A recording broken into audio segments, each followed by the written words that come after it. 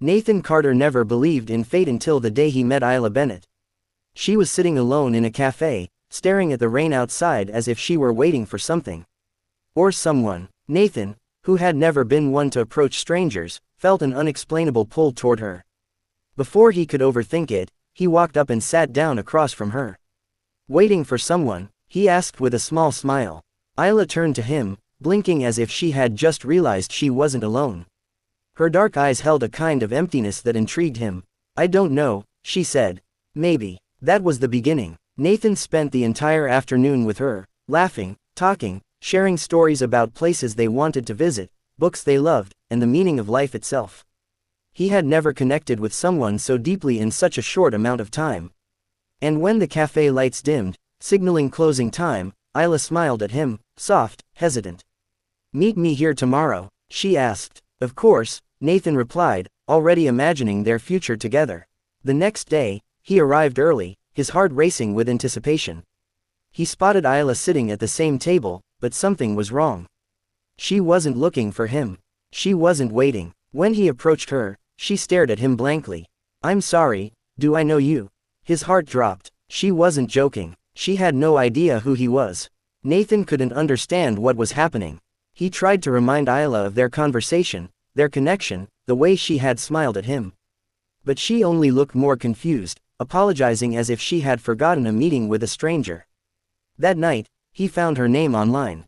Isla Bennett, 28 years old, a promising artist before she disappeared from the public eye. Then, an article caught his attention. "A woman who forgets love, the rare case of Isla Bennett." His hands trembled as he read further. Isla suffered from a rare neurological disorder.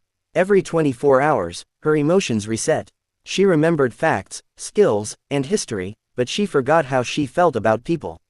She could remember what love was, but not what it felt like. Nathan didn't sleep that night. He thought about walking away, telling himself it was useless to fall for someone who would never remember him. But his heart wouldn't let him. So, the next morning, he returned. "Hi," he said, forcing himself to act like it was their first meeting. "I'm Nathan," she smiled, shaking his hand.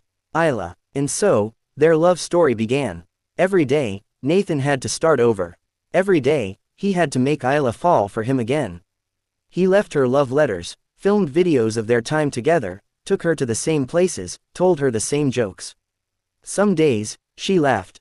Some days, she looked at him with suspicion. But some days, on rare, magical days, he caught something in her eyes. A flicker of recognition, a moment where she would pause, staring at him as if something deep inside her remembered. And those were the moments he lived for. It wasn't always beautiful. Some days, Isla was cold. She would wake up, see the letters he had left for her, and tear them apart. "I don't need pity," she would snap. "I don't want some stranger trying to make me love him." Nathan would bite his tongue, swallowing the pain. He had known this journey wouldn't be easy. But love wasn't supposed to be easy. One night, after a particularly bad day, he found himself breaking down in his apartment. "Maybe I should stop," he whispered to himself. "Maybe she doesn't want to remember me." The next morning, he decided not to visit Isla. But by afternoon, his phone rang. "Hello," he answered cautiously. A soft voice hesitated on the other end. I don't know why, but I think I miss you." Nathan's breath caught. She didn't remember him, but somehow, her heart did. That was the moment he knew, he could never give up on her. Nathan devised a plan. If Isla couldn't keep her memories, then he would create something that even time couldn't erase. He spent weeks creating a journal, a book of their love story. He filled it with photographs, notes, recordings of their conversations. He titled it, "The Girl Who Forgot How to Love." On Isla's birthday, he placed the book in her hands. "What is this?" she asked. "A story," Nathan said.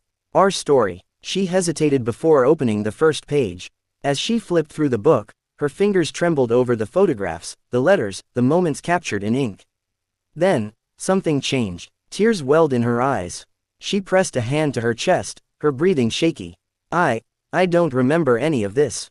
Nathan's heart clenched. "But I feel it." She lifted her gaze to him, and for the first time, there was something more than confusion. There was certainty. "I don't know you, but my heart does." Nathan felt tears sting his own eyes. He had spent so long trying to make her remember him, but now he realized, love wasn't about memories. Love was about feeling. That night, Isla made a choice. She didn't want to wake up every morning feeling empty.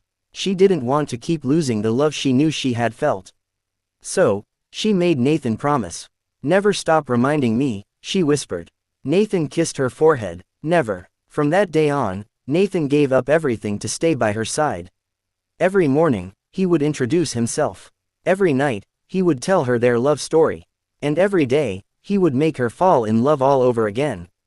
Because love wasn't about remembering. Love was about never giving up.